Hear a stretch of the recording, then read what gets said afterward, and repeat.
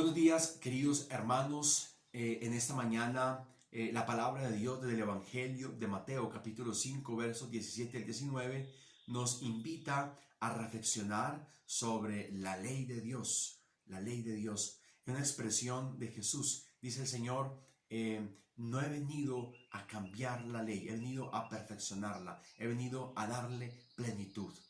Tenemos nosotros la tendencia de pensar que Jesús es un revolucionario con respecto a la ley de Dios, y no es así, que Él ha querido cambiar la ley y no es así, o ha querido cambiar la palabra de Dios, no es así. Jesús, al contrario, ha venido a darle plenitud, a perfeccionarla, a reinterpretarla de una manera más profunda, de una manera más práctica y más humana para cada uno de nosotros. Mateo es un evangelista y es judío y escribe para una comunidad judía, y por eso en su evangelio muestra a Jesús como un auténtico judío, un judío que cumple a cabalidad las normas y las tradiciones de su pueblo.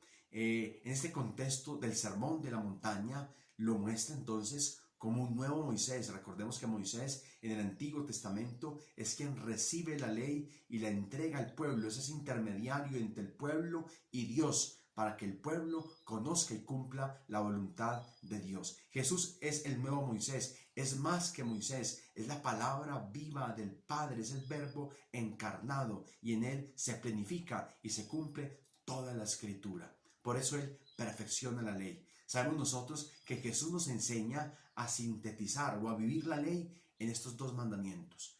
Ama a Dios con todo tu corazón y ama a tu prójimo como a ti mismo. La ley de Dios se concretiza en el amor, y por eso en ciertos pasajes es verdad, Jesús es crítico, sobre todo con muchas leyes, con muchas normas que los judíos inventaron, que hacían esclavizar al hombre a la religión, a la ley. En muchos momentos da a entender Jesús que la religión judía se convirtió en una religión de normas, de leyes, donde la ley estaba por encima del hombre.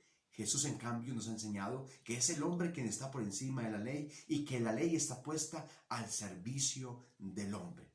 Recordemos, hermanos, entonces, que la ley de Dios es una ley que da vida, la ley de Dios da vida. No está hecha para dar muerte ni para esclavizar, sino para dar vida. Cumplir la ley de Dios es vivir en plenitud. Lo contrario a la ley de Dios es el pecado, y el pecado genera muerte en cada uno de nosotros, y nosotros lo hemos experimentado. En segundo lugar, recuerda que la ley de Dios es luz.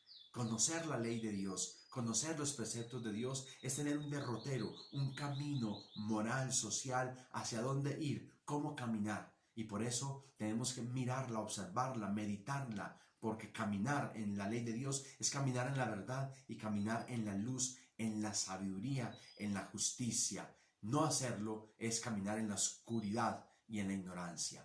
Tercero, la ley de Dios da felicidad.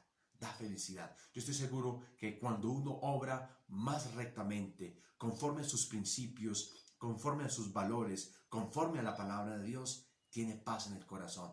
Es una persona tranquila, una persona sobria, una persona con conciencia recta, que no le teme a nada ni se avergüenza de nada. Pero en cambio, cuando vamos en contra de la voluntad de Dios, del querer de Dios, vivimos cabizbajos, vivimos angustiados, vivimos ansiosos y vivimos temerosos.